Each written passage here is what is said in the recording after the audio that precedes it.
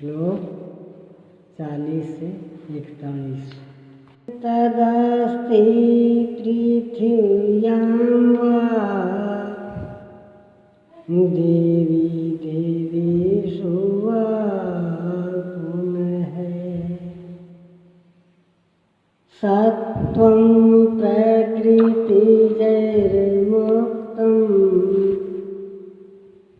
यदेभिः शास्त्रिभिर्गुणैः।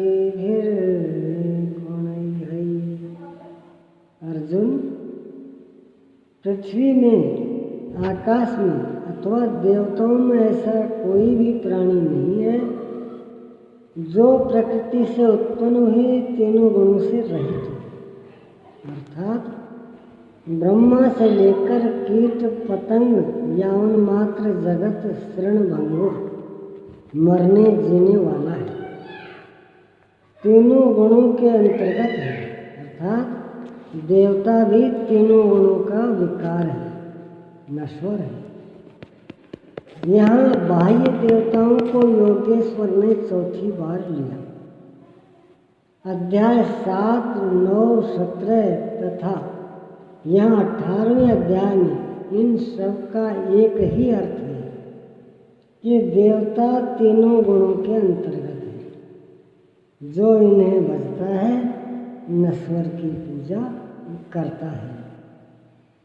भागवत के 2 स्कंद में महर्षि शुक तथा परीक्षित का प्रसिद्ध आख्यान है, जिसमें उपदेश देते हुए वे कहते हैं कि स्त्री पुरुष में प्रेम के लिए शंकर पार्वती की, आरोग्य के लिए अश्विनी कुमारों की, विजय के लिए इंद्र की तथा धन के लिए कुबेर की पूजा करें। इसी तरह विविध कामनाएं बताकर अंत में निर्णय देते हैं कि संपूर्ण कामनाओं की पूर्ति और मोक्ष के लिए तो एकमात्र नारायण की पूजा करनी चाहिए। तुलसी मूलहि सींचिए, फूलई फलई अघाई। अस्तु सर्वव्यापक प्रभु का स्मरण करें, जिसकी पूर्ति के लिए सद्गुरु की शरण, निष्कपट भाव से प्रश्न और सेवा एकमात्र उपाय है। आसुरी और दैवी संपद अंतःकरण की 2 वृत्तियां हैं, जिसमें दैवी संपद परमदेव परमात्मा का दिग्दर्शन कराती है, इसलिए दैवी कही जाती है। किंतु यह भी तीनों गुणों के ही अंतर्गत है। गुण शांत होने के पश्चात इनकी भी शांति हो जाती है। तत्पश्चात उस आत्म तृप्त योगी के लिए कोई भी कर्तव्य शेष नहीं रह जाता। अब प्रस्तुत है पीछे से आरंभ हुआ प्रश्न वर्ण व्यवस्था।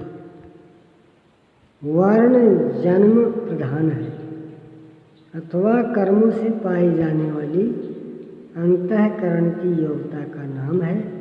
इस पर देखें। ब्राह्मण क्षत्रिय वैश्यां शूद्राणां च परं तप कर्माणि प्रविभक्तानि स्वभावे प्रभवै गुणैः। हे परंतप, ब्राह्मण क्षत्रिय वैश्य और शूद्रों के कर्म स्वभाव से उत्पन्न गुणों द्वारा विभक्त किए गए हैं। स्वभाव में सात्विक गुण होगा तो आप में निर्मलता होगी, ध्यान समाधि की क्षमता होगी। तामसी गुण होगा तो आलस्य, निद्रा, प्रमाद रहेगा। उसी तरह से आपसे कर्म भी होगा। जो गुण कार्यरत है वही आपका वर्ण है, स्वरूप है। इसी प्रकार अर्ध सात्विक और अर्ध राजस से एक वर्ग क्षत्रिय का है और आधा से कम तामस तथा विशेष राजस से द्वितीय वर्ग वैश्य का है। इस प्रश्न को योगेश्वर श्री कृष्ण ने यहाँ 5वीं बार लिया है। अध्याय 2 में इन 4 वर्णों में से एक क्षत्रिय का नाम लिया कि क्षत्रिय के लिए युद्ध से श्रेयतर कोई मार्ग नहीं है। तीसरे अध्याय में उन्होंने कहा कि दुर्बल गुण वाले के लिए भी उसके स्वभाव से उत्पन्न योग्यता के अनुसार धर्म में प्रवृत्त होना, उसमें मर जाना भी परम कल्याणकारी है। दूसरों की नकल करना भयावह है। अध्याय 4 में बताया कि 4 वर्णों की सृष्टि मैंने की, तो क्या मनुष्यों को 4 जातियों में बांटा? कहते हैं नहीं, गुण कर्म विभाग है। गुणों की योग्यता से कर्म को 4 सोपानों में बांटा। यहाँ गुण एक पैमाना है, उसके द्वारा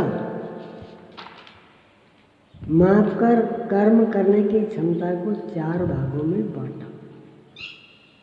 श्री कृष्ण के शब्दों में कर्म एकमात्र अव्यक्त पुरुष की प्राप्ति की क्रिया है। ईश्वर प्राप्ति का आचरण आराधना है, जिसकी शुरुआत मात्र एक इष्ट में श्रद्धा से है। चिंतन की विधि विशेष है, जिसे पीछे बता आए हैं। इस यज्ञार्थ कर्म को 4 भागों में बांटा। अब कैसे समझे कि हम में कौन से गुण हैं और किस श्रेणी के हैं, इस पर यहाँ कहते हैं। ओम श्री सद्गुरुदेव भगवान